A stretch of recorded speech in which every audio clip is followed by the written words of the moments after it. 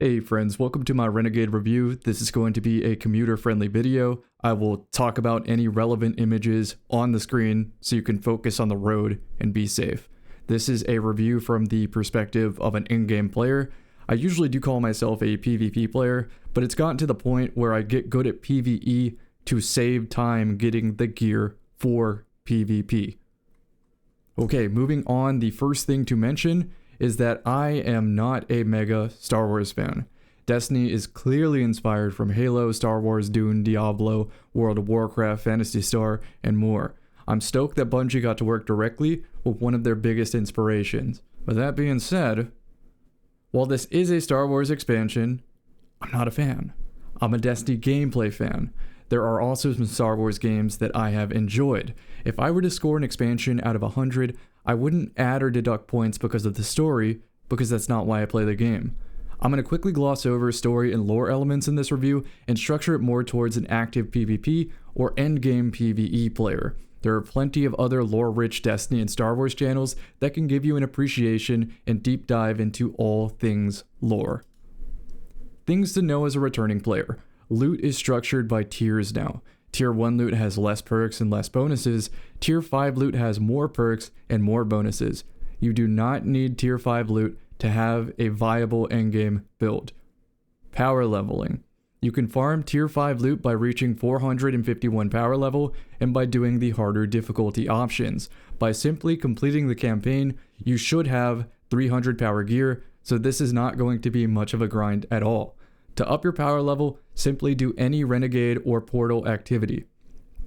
This is a fairly passive grind, and I accomplished it by just having fun in PvP for about 500 matches. And that sounds like a lot, but for you, you'll have to do significantly less because Bungie since then has buffed the progression curve significantly. You don't have to immediately buy Renegades. You can play for free doing things like the Portal. If you're lost on what to do, completing your Guardian ranks is a good place to start. Bungie recently added harder activities like the Vanguard Alert Nightfall Strikes that test endgame builds. In addition, new free loot is added every season like the meta-defining Mos Athnor handcannon just from playing free Crucible, free PvP. Endgame players want to help you. If you look at your portal, you can see in the bottom left of an activity, it has 3 green engrams. As long as there are other players in your Fireteam, they get those green engrams too.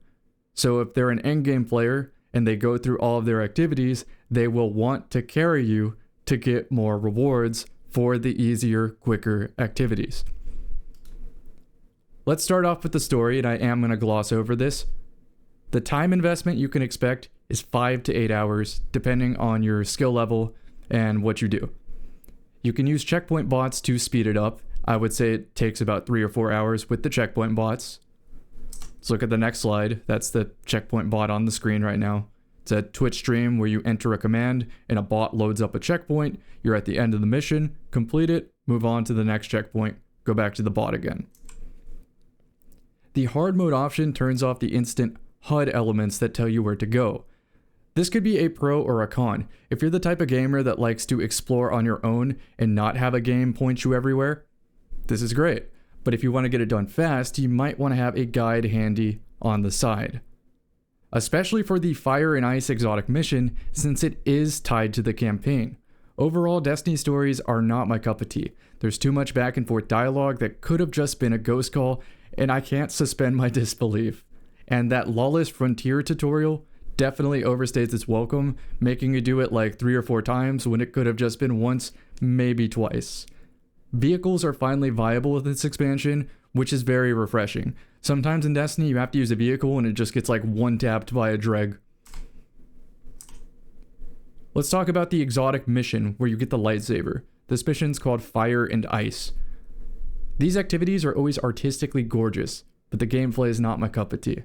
For those that like exploring, you'll probably like this. I'll talk more about the lightsaber later. You can repeat a playthrough of Fire and Ice and do a quest to get a catalyst for your lightsaber. If you use Eager Edge and Mountaintop, you can go pretty quick. It is a time mission, so definitely watch a guide. The catalyst to look out for is called Hyperblade. If you block with your lightsaber, block a bullet, it gives you Amplified, which gives you damage resistance. The activity only allows for 1 weekly completion for loot and is not farmable. The speedrun takes about 10 minutes for master level players, but I would say a normal group is probably going to use the entire, 30-minute timer. The main activity of Renegades is called the Lawless Frontier. It's Renegades extraction style activity with lots of enemy density and optional opponent invasions. It's cleverly designed with the proximity to Marathon's release, but to an advanced Destiny 2 player, Lawless Frontier lacks any tension or stakes, although it is a fantastic activity for testing out contest endgame builds in a low intensity environment. Lawless Frontier consists of 3 modes with slightly different objectives: sabotage, bounty hunt, and smuggle. In any of the modes, the cadence is the same. You do an intro objective, then main objective 1, then main objective 2, then an outro objective. And in the outro objective, you don't have to kill anything. You just have to stay alive for a minute. So realistically, you could just sit there with invisibility and not move for a minute. Of the 3 modes, I prefer sabotage since it's the most soloable and AFKable with invis. Average groups take about 15 minutes to complete one of these activities. Speedrunners can solo it in about 12 minutes, and advanced teams can complete it in about 8 minutes since they can divide and conquer, and if they guess correctly one of the random main objectives, they get to save a lot of time. Let's talk Lawless Frontier loot. If you look on the right side of the screen, this is what you can get. Modified B7 pistol, that's a hand cannon, 180 stasis, all or nothing pulse rifle, rapid fire strand, M17 fast talker, lightweight submachine gun, stasis, Uncivil discourse, it's like the forerunner in the energy slot, it's a special weapon hand cannon, 180 RPM, and compact defender, which is a lightweight, no, I don't know if it's lightweight, 360 RPM void sidearm. So supposedly you get more loot for choosing to do the invasion enabled mode, but I genuinely don't notice the difference in loot. While the invader can potentially ruin a run by getting rid of half your revive tokens, this really only applies to low skill groups because you're never going to ever use that many revive tokens. It's faster to ignore the invader and just continue progressing the main objectives, or to purposely spawn kill the invader or spawn die to the invader to get rid of them as fast as possible so you can go back to completing the activity as fast as possible. You can get more loot for finding chests and collectibles within the activity, and there are also exotic keycards that you can find a secret area on the map to get an exotic drop. My advice is not to slow down completing the activity, only go for chests that are on the way to the objective or when you trade places with the duo. Like they complete the main objective, you search for a chest. Swap, now they go for a chest. And you can use the Recon Shank Renegade ability to highlight chests and high value targets and stuff like that. However, it does flood your HUD and makes it harder to find where to go for the main objective. So I would say only take the Recon Shank if you're going to play the invasion mode, because you want the Recon Shank to tell you where the invader is. In the long run, the loot that you really want comes from activity completion. You'll usually have a surplus of currencies regardless. Now, if you decide to invade, be the invader, it's the fastest loot per hour if you wager death marks. So death marks are a currency that you can get from the Spider weekly or randomly through activity completion, and you can wager up to 3 of them to get triple the loot. You know, saving triple the time as opposed to doing 1 at a time. Though if you're just learning this mode for the first time, definitely do 1 at a time until you understand how to do it so you don't waste the death marks, because if you fail, you don't get anything, or you might just get a little bit of loot. Let's talk about priority contracts. There's a faction system, 3 factions, the Cabal, the Fallen, and the Vex. I don't remember their names. Anyway, once you align to a faction, the priority contract resets daily. It makes you do 3 activity completions for a large reputation gain. Completing 3 of these priority contracts per week give you a weekly loot box, which contains the blade ammo lightsaber upgrade after reaching rank 5 in a faction, and you are going to reach rank 5 in all of these factions before you even get your god rolls. It's just how it is. It's pretty quick. You can pretty much ignore the system entirely. I already said that. Lawless Frontier tips. I would say align with the Cabal faction first It accomplishes two things. Number one, it gives you access to the drop pod and behemoth ATST renegade abilities. And then you also avoid Cabal themed contracts, which cuts down on random drop pod deaths and annoying phalanx shields.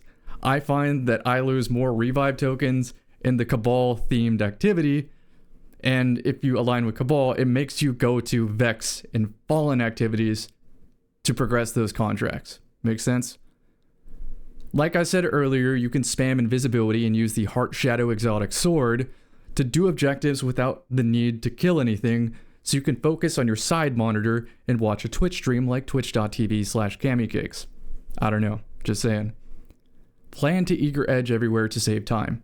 You can also mountaintop launch above literal mountains to skip over tunnels. For whatever reason, you would think it doesn't let you go up there, but you really can just mountaintop and get to the other side of the objective before the death timer hits. For invading or playing invader-enabled modes, Recon Shank is the way to go. And then you do drop pod for ammo and to instant kill bubble shields if they use the bubble shield renegade ability. For speedrunning, if you have a good build like Grapple Hunter with Caliban, and then also have the Assassin class item, which is pretty good, I would say go the Revitalize, which heals you and gives you a super, and then the Drop Pod, which gives you heavy ammo, and is also a drop pod that does a lot of damage to bosses. I've killed so many invaders that also use ATSTs. It's crazy. It's so good. And if you have a bad build, you can choose any of the vehicles and then the mortar ability. So if you're like a brand new player, prioritize the vehicle mortar combo until you have a good endgame build to speedrun. So as you can see by the Renegade ability selector on screen, sorry commuters, I'll explain this one. You can select which abilities to equip, and the order matters here. The first one you select gets tied to your grenade ability, and the second one you select is tied to your melee ability. Since I advise using an eager edge sword, if you have your sword in your hand, you can't use your melee ability, so you can't use that renegade ability. For this reason, I always advise to have the drop pod in your grenade slot so you can third person peek and kill the invader with the drop pod. It's the Lawless frontier. We ain't trying to be honorable out here. Let's talk about invasion. Invading and fighting invaders genuinely feels like Destiny hack v hack, where both of you are hard cheating, Harry Potter flying around style. Occasionally, instead of hunting 3 PvE players, you'll get thrown into a double cross activity where you 1v1 another invader. Invading has some charm to it that can lead to some laugh out loud moments. If you don't want me to ruin this for you, skip ahead about 2 minutes until you reach the Equilibrium dungeon slides. I'll give you a second to decide on that. While you can find heavy ammo in random breakable objects, the Cabal drop pod guarantees ammo, so I advise always picking this renegade ability. When you find a match, immediately inspect everyone's loadout. Don't wait to enter the portal. Be ready to go instantly to set up faster than your opponent. Instantly summon a drop pod on top of you or near you, and a recon shank randomly tossed. By the way, the drop pod shouldn't damage you, but sometimes you do get Architect and 1 HP, so it's up to you if you want to risk it. Keep in mind that you are not in a rush. You can always run away and menu to a different weapon or find health packs in pots, and wait to wager death marks until you know what you're doing. Let's talk about the optimized inventory. Remember how I said you can menu different weapons? In your kinetic slot, you want mountaintop to move, map appropriate sniper rifle, maybe even with Vorpal weapon, Izanagi's Burn an exotic sniper rifle, a trace rifle so you don't lose ammo when you swap special weapons, conditional finality to kill stronghold titans, that's an exotic freeze shotgun.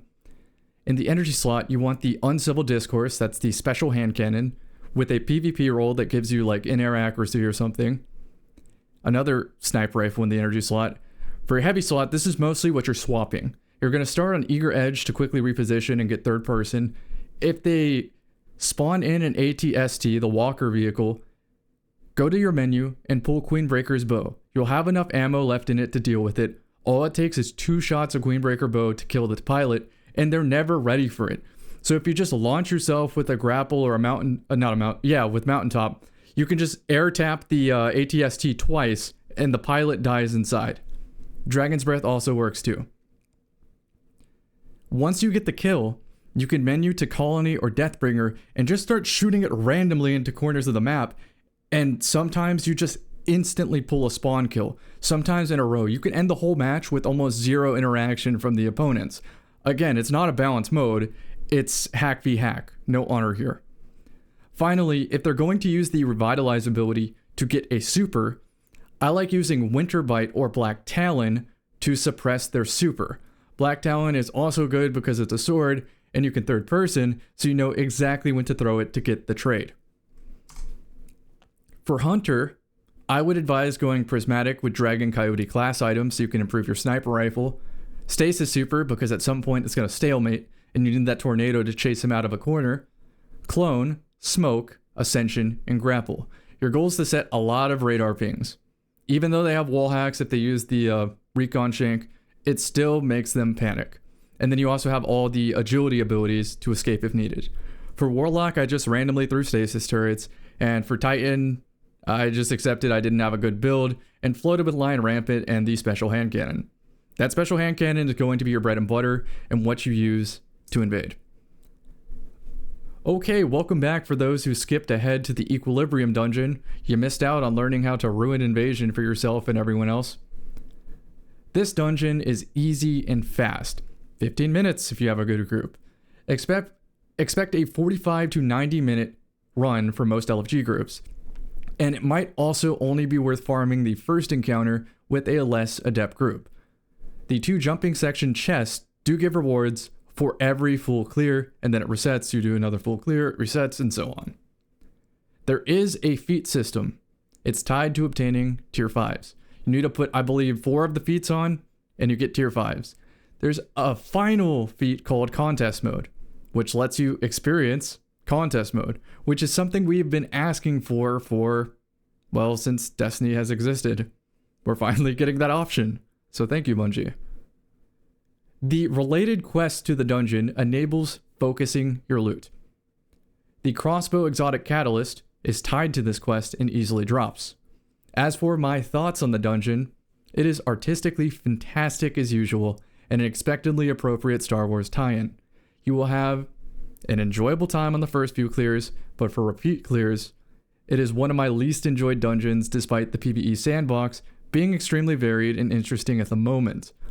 For me, it is mind-numbing to grind because although the combat is easy, if you AFK, your character will die, and in this dungeon, you have to wait around since progress is tied to waiting for certain enemies to appear or do something. It's essentially too easy to be invested, but too active to be distracted on the side monitor. PvE meta. I did not confer with the PvE YouTuber Aegis, subscribe to him by the way, but I'm sure if he watched this video, he'd be like, close enough, Cam. And I'm sure he would watch this video because he also makes slideshows. I don't know what it is about the slideshow. I like this for presenting information. PvE meta, Titan. Lightsaber makes Titan genuinely easy to play. Any of the subclasses. The ammo efficiency is tied to the artifact, so you'll have to build craft a little bit smarter once the artifact is gone, but it's still going to universally just be a permanently viable loadout. Consecration Prism nerf, but still solid with Worm God. Worm God Synthograpple good. Worm God Hammer still potent. Bolt Charge Peacekeeper with Caress, swap if you wanted to. Finality Augur for bosses. The important thing for Peacekeepers is the M17 Stasis SMG from this expansion, but you don't need it if you have some older things. They're still unobtainable, so maybe it is worth getting Renegades if for whatever reason you want to farm raid gear on your Titan. Excuse me there. Warlock. Lightsaber with Getaway Artist or Prism, or Vesper Radius. I know you're thinking like, Vesper Radius, what the hell are you talking about? Yeah, the Arc subclass got buffed, and it slaps endgame. It's very, very solid. Probably not bringing it to a raid, but for a Grandmaster Nightfall, it's fantastic. For raids, you're going to bring Well or Song with double rocket pulses and Finality Augur. Also, Boots of the Assembler or Sanguine Alchemy for raid encounters. Right now, there is a bug with the Exotic Controverse Hold Gauntlets where your handheld Supernova Grenade chunks boss health bars and does just an unfathomable amount of damage. That is how I farm the Equilibrium dungeon if I have at least one player doing that. because for whatever reason, weakening the boss makes the Controverse hold less likely to chunk, so it's either all players are on it or none of them in my experience. I typically use Grapple Hunter when I'm speedrunning Equilibrium. Speaking of Grapple Hunter, Winter's Guile is Warlock's version, and you can also use Prism T-Slide for roam content. For Hunter, you can use this Lucky Pants combo where you start building it up with Crimson Exotic Handcannon, then switch to the new special handcannon Uncivil Discourse with Precision Instrument, and smoke a boss. It is some of the highest damage in the game. Then your filler damage is with the new Heavy Sniper Rifle. The Fortune's Favor exotic boots give a damage boost for just having an overshield. This is useful with sword spam or generic Rocket Pulse Finalities Augur rotations. Keep in mind that if you play the Prismatic subclass, there's a fragment that gives you an overshield for collecting an orb, and there's a lot of swords and heavy weapons in the game that have a perk called Attrition Orbs that creates orbs for just hitting the boss. So you can perpetually keep this Fortune Favor damage boost rolling. I mentioned Grapple Melee. Finally, the Mobius Quiver Tether buffs bows. So there's this interesting rotation with Wither Horde and a heavy crossbow where you constantly switch between your 3 weapons and output a ridiculous amount of damage. For my PvP players out there, we are finally talking about Renegades exclusive loot. First thing to mention is the magazine perk of all of the heat weapons. It is called Overclocked Heatsink, and it grants an extra 2% damage. This enables unique builds where if you have a high weapon stat, it can and will shift the time to kill. Rumor is that there's a bug with the damage timing with Overclocked Heatsink or something related to the heat weapons. I'm not really 100% sure on it or if it's ever going to be fixed, and I'll cover interactions with it in the future. The next perk is called Delicate Tuning. This gives you 22 range, a noticeable handling and accuracy buff while at low heat. I might be underselling this. This perk is ridiculously strong. Finally, there is an extra origin trait for shiny weapons. It's called Accelerated Assault. It is a very influential PvE perk that is worth spending excess credits on in the Tharsis Outpost vendors for a chance of a shiny, even if it lands on a T4 instead of a tier 5 weapon. On screen now is an example of my special handcannon with the Accelerated Assault origin trait, which makes it even better for that Lucky Pants rotation. And then on screen now is me showing off at the Tharsis Outpost. One of the vendors has 3 of the heavy sniper rifles on sale for 500 credits instead of 1,000 credits. So every day, log in, spend a couple credits on the guns you don't have the origin trait on, and try to get the PvE god roll, because it will save you time farming if you're choosing a strategy that involves Renegade gear. Next up is the armor set bonuses of Renegades, and only one of those is relevant to PvP. From the Lawless Frontier, you get the Thriving and Shrewd armor set. Shrewd is the PvP one. And then from the Equilibrium dungeon, you get the Sage Protector, which has something to do with swords. Not really PvP relevant, but you could use Strongholds or Getaway Artist for a meme build. So if you're into that, don't delete those pieces. I warned you. Let's talk about the Shrewd armor set. If you're familiar with Lucky Pants in PvP, when you swap to your handcannon, it gets faster ready speed, and it also gets more accuracy. That is what the Shrewd armor set does, just to a lesser degree. By simply having 2 Shrewd armor pieces, you get Lucky Pants at home, and it is noticeable. For the 4-piece set, it sounds even crazier, because you get more stability and aim assist after swapping to a handcannon and then getting a kill. But I tried this on the Last Word and with Bombardiers and with this convoluted setup that gave the Last Word basically double aim assist and double stability, and I ran into a problem where it had an awkward internal cooldown, especially if you run double handcannon or double heat weapon or something like that. So I'm going to read this Shrewd perk one more time. Upon readying a heat weapon, submachine gun, or handcannon, it grants reflex action for 1.5 seconds, and that's handling, ready speed, and accuracy. We are talking about the lightsaber, not the praxic blade, the lightsaber.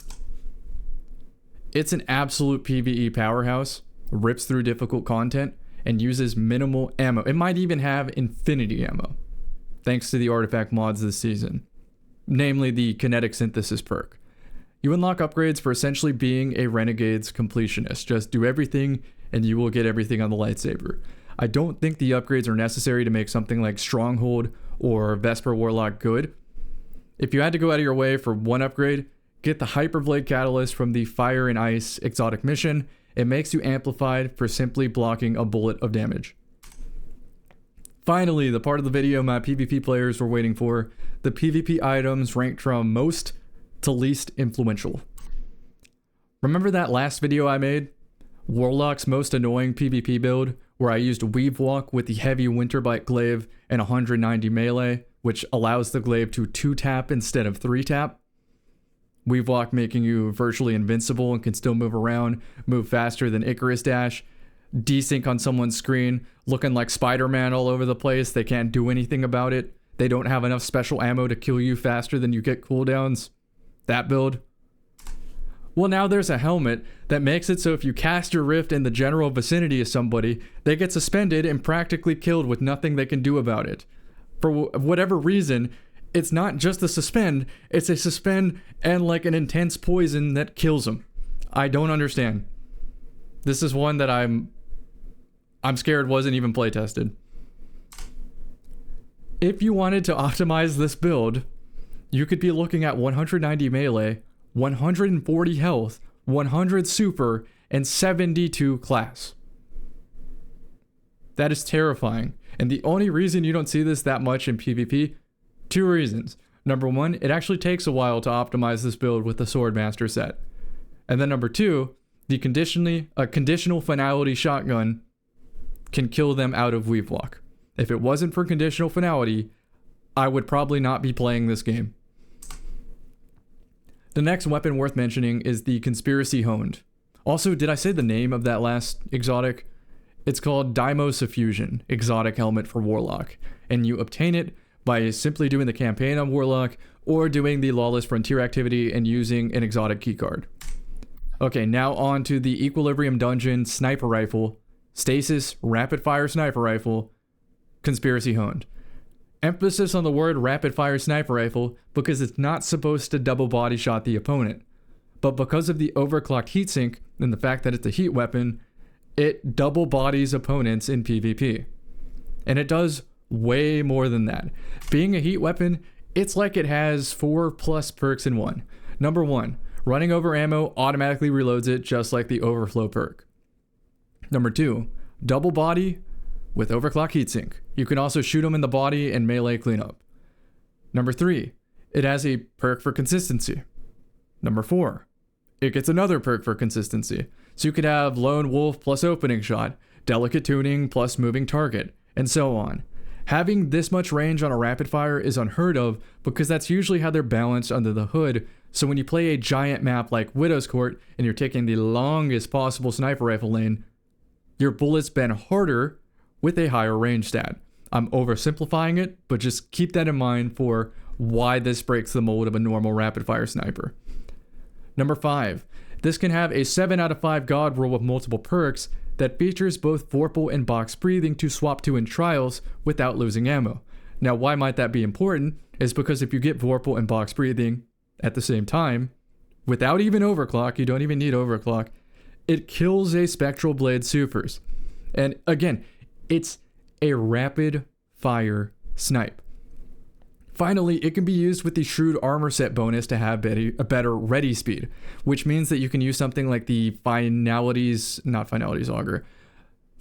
Impactor Iron Banner handcannon with the Conspiracy Honed Sniper and have essentially max handling for both your guns and go beyond it with the Shrewd Armor Set. Here is the roll on screen. Now I'll read it to my commuters. I recommend going Lone Wolf and opening shot with as high handling as you can get. If you want to go the range route, choose delicate tuning instead of Lone Wolf. Go all range and delicate tuning will make the handling 100 anyway. Other perk is again opening shot. The alternate perks you want to roll on it are Vorpal and Box Breathing to kill supers and swap to in trials. And finally, the Headstone perk instead of Lone Wolf or Delicate Tuning is useful in trials for keeping revives down. Conspiracy Hone versus other snipers for killing supers. Conspiracy is going to net you 78 aim assist and 98 handling with a 0.31 aim down sight speed. The alternatives for killing a super are Succession or Bite of the Fox with Vorpal Weapon. These are from 50 to 55 handling and 41 to 48 aim assist. So in other words, Conspiracy being a rapid fire, 30 more aim assist and 50 more handling for whatever reason, and it still kills the same super they kill. The energy option is Velita F, and it does a little bit better because it has the Lone Wolf perk, but it's still 55 handling and 55 aim assist, so it still doesn't hold a candle to Conspiracy Honed. Does this paint the picture for how power crept this sniper is yet? If not, this is one where I'm going to tell the commuters, just remember to look at this whenever you're home or not driving. This is a list of everything that this sniper kills regarding supers. You could freeze melee somebody without the Radiant Fragment, and with just Vorpal, no Box Breathing, it is a kill. The next weapon to talk about is the Bitter End Machine Gun. It is a rapid fire machine gun. You're probably like, really, Cam? That's like the third item you put in here? How good is it? It picks up 75 ammo from the wall, which is 10 kills worth. Surely this is unintended, right? Surely. I will say if you're watching this video a few months from now, there's a good chance that most of this list has been altered since. So test everything I'm saying here yourself again, because I don't want you spending 50 hours in a dungeon to get something that doesn't even work the same anymore. As for the roll, Delicate Tuning, Killing Tally, Ionized Heat Sink for more ammo off the wall. Alternative perks can be Gut Shot Straight to do more damage for aiming down sights, or Hipfire Grip. And if you go Hipfire Grip, maybe pair it with Offhand Strike to get the ultimate hipfire experience. The next weapon to mention is the Refurbished A499, aka the Heavy Sniper Rifle. Now keep in mind, Destiny 2 is an old game at this point, and since the very beginning, we have asked for sniper rifles to remain in the heavy slot, not because they're good in PvP, but because they are fun. Bungie never did that until now, and they overcorrected. This kills in the body. If they could just make a frame that is exactly like a special ammo sniper rifle and put it in the power slot, even if it's weaker than the special ammo, that would be a very fun addition that a lot of endgame players would appreciate because it makes their games and their private matches much more fun with that option. That being said, is this a competitive power weapon? It absolutely is. Mainly because if you have Mulligan and Anti-Barrier Snipe, it just creates free ammo out of thin air. I believe it is a 20% chance, but with the enhanced perk, it is a 25% chance. The recommended roll is Lone Wolf and Mulligan, but you can't go wrong with No Distractions, Snapshot, or Gut Shot. As for the other perk, Mulligan until it doesn't work, and then maybe auto-loading holster if you've never missed a shot in your life. Everything else put into handling and reload. Next up, Voltaic Shade Scout Rifle obtained from the Equilibrium Dungeon. Did I mention the other guns? Bitter End Machine Gun was from Equilibrium Dungeon, and Refurbished Sniper Rifle was from the Lawless Frontier. Okay, Voltaic Shade, Equilibrium Dungeon. This is an arc rapid fire scout rifle that has precision instrument to give it a 0.7 time to kill. Keep in mind something like Jade Rabbit gets a 0.8 time to kill. But this also has Delicate Tuning and very high range stat, which means that it can kind of keep up with Jade Rabbit on Jade Rabbit maps like Eternity. The weapon stat does matter with Voltaic Shade because it does have access to overclocked heatsink.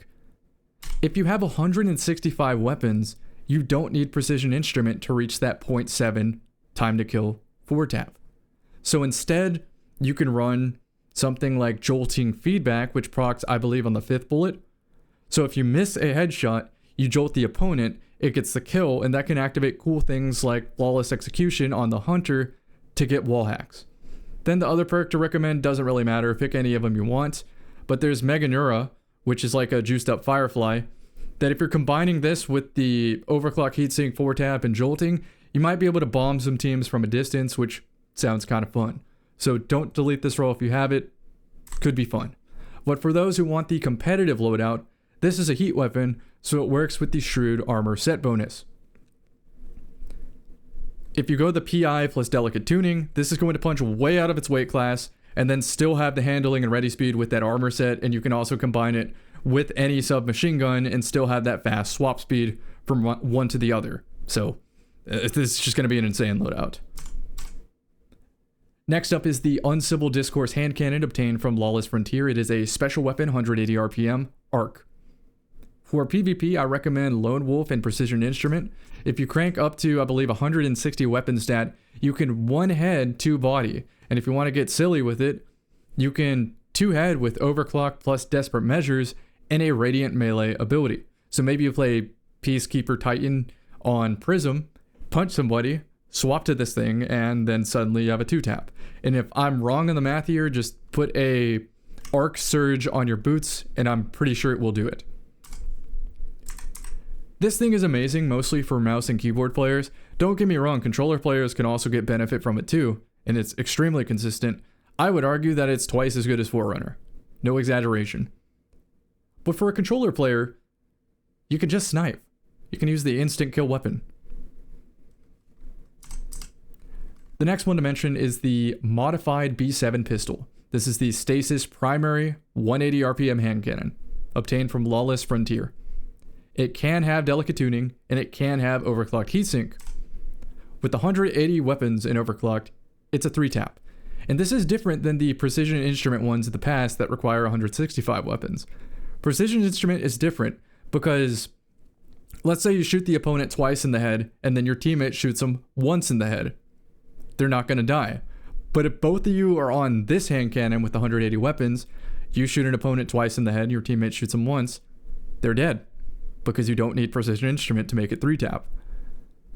For fun, if you use Bacchus and the Adagio perk, you can work up towards a 2-tap. I don't know the math on this. This is a youtube.com or twitch.tv/Jingleheimer moment. Ask him. Next weapon, M17 Fast Talker. It is a 900 RPM stasis submachine gun. This thing goes crazy on Bacchus. Delicate tuning goes crazy on this weapon. Also, if you play Diamond Lance Titan, whether that's through Prism or Stasis, and you get 3 kills, you just make a Diamond Lance for using a Stasis gun, and this is one of the best SMGs in the game. But I do want to mention, I'm not ever using this over Multimach if it's not required in the build. It's still a very, very potent SMG. I actually recommend tap the trigger on this as opposed to target lock, just because the way its stats line up, it's essentially perfect, and if you get the damage booster with Bacchus and whatnot, you're gonna achieve the time to kill before tap the trigger even runs out. It feels like aimbot. It's so strong. Finally, this brings us to other less meta-relevant weapons that I'm not going into extreme detail over. In the Equilibrium dungeon, we have the Zealous Ideal Solar 450 auto rifle. It has Zen Moment or Heal Clip, and then you can pair that with various damage perks. I don't know any overclocked interactions with it. High Tyrant Void 540 Pulse Rifle. You can go Delicate Tuning, plus either Head Seeker, Withering Gaze, or a damage perk. Sullen Claw, Void Lightweight Sword with Eager Edge. I think this actually has more PvE utility than PvP, because in PvP, the waveframe swords are kind of broken. They don't even appear at the top of the screen to indicate that you have ammo, so why would you use Sullen Claw when you could just be a Lawless Frontier person? I don't know. Heirloom Exotic Special Crossbow. It's okay. I've shot it like 5 times. I've seen a couple videos on it. It's okay. It's not meta defining. Is it funny? Yeah, it's okay. Lawless Frontier weapons. All or nothing. Strand 540 pulse. Delicate tuning or slice with kill clip or head seeker. It could have interactions with overclocked and the weapon stat. I don't know what those are yet. Haven't played all of it. Then we have the compact defender. Void 360 sidearm. I recommend rangefinder plus precision instrument, and it also could have interactions with overclocked and the weapon stat. I'll update in a future video. I have not gotten every god roll of this, so I can't test them all. Also, if you want to see a good review on the Compact Defender, I believe Lego Flash uploaded it. So check that out. Other less meta relevant gear. These are the Hunter and the Titan exotic. For Hunter, you have Fortune's Favor exotic boots. They give you overshield for existing. And that sounds broken in PvP, but it's too slow of an effect to really have a meaningful difference. And if it ever became that meta, your opponents would switch to things like Precision Instrument to nullify your bonus when you could just get more benefit for using something like Dragon Shadow. Titan got one that when I saw the trailer, I kind of panicked a little bit. I'm not gonna lie. I was like, wow, am I gonna finally quit the game this season? Titan got a jetpack. Not Twilight Garrison, like a true jetpack. Think Anthem, rest in peace. The problem with this one is it's hard to steer and it has a weak effect. I could read you exactly what it does, but just take my word on this, it doesn't really do anything. And even if it did, you're not gonna make it work anyway. Could be a funny clip in PvP. Could definitely hit some jump snipes and add it to a montage to make the clips look a little bit better. It's fun. And honestly, all it has to do is be fun. That's good enough for me. I will use it. Thanks for listening, friends. I will see you in the next one.